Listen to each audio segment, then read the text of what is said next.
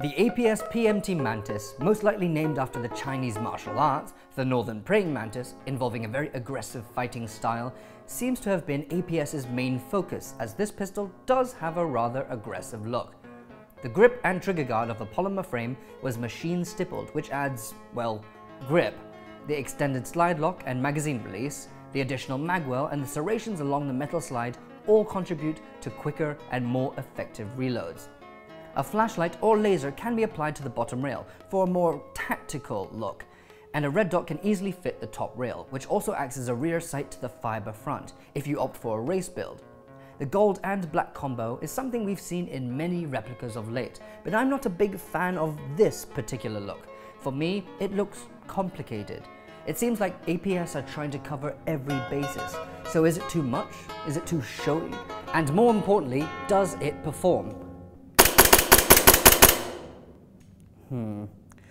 I'm not too sure yet.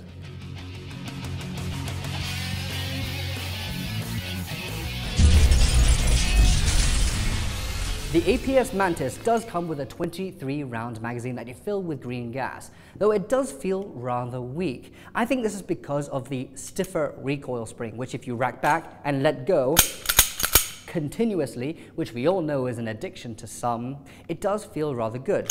Snappy even.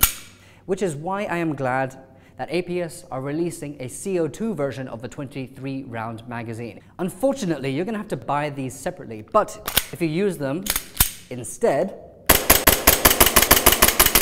it completely wakes it up. It's now less Mantis, more white crane, punchy, forceful. You don't feel much of the recoil spring now. Both these magazines can fit in the Tokyo Marui G series and vice versa. So what is the FPS difference between the green gas version and the CO2 version? For the Chrono Test, we're using 0.2 gram BBs with green gas. Surprisingly enough, it clocks in rather low, even lower than a normal Tokyo Marui pistol. The CO2 version obviously clocks in a lot higher, but not as much as what we're used to seeing coming from a CO2 pistol, but at least we know it's CQB safe.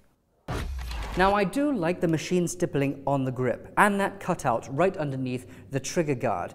It doesn't look incredibly tidy or done with passion because, well, machines, but it's still very comfortable to grasp. The extended mag release and the slide lock are really easy to get to when it comes to a mag reload. I don't have to break away. All's well and good, but I'm not a big fan of the magwell though.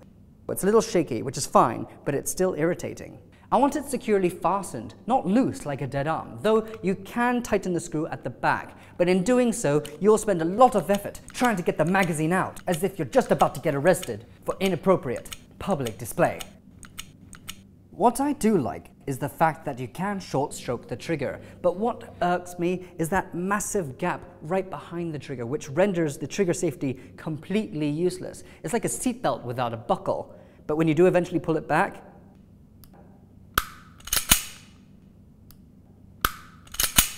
the trigger does feel a little squishy, and the trigger safety is plainly there for aesthetics. To adjust the hop, remove the slide and the adjustment dial can be found right here. Now for the accuracy test. I'll be 20 meters away using .25s instead, only using the green gas magazine.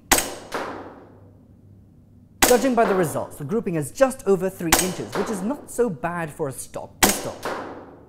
It's on par with the likes of VFC and WE.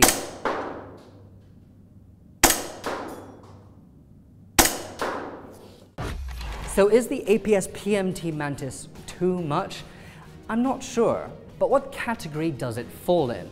For skirmishing, it serves a purpose. You can add a flashlight or laser to spruce it up. For IPSC, it is far cheaper than a regular race pistol with a reflex sight, as it only costs $180 US. The RWA M1919 AEG is one of the most epic defensive airsoft guns out there. If you want to lay suppressing fire for a long period of time without ever worrying about reloading, this is the one to go for. To know more, click on the review here. Tokyo Marui is probably the last company to ever make a gas blowback M4, which is pretty sad now that the era has ended, but this version is consistent when it comes to FPS and very accurate, and it kicks like a mule. So if you want to look at the review, click on this link here.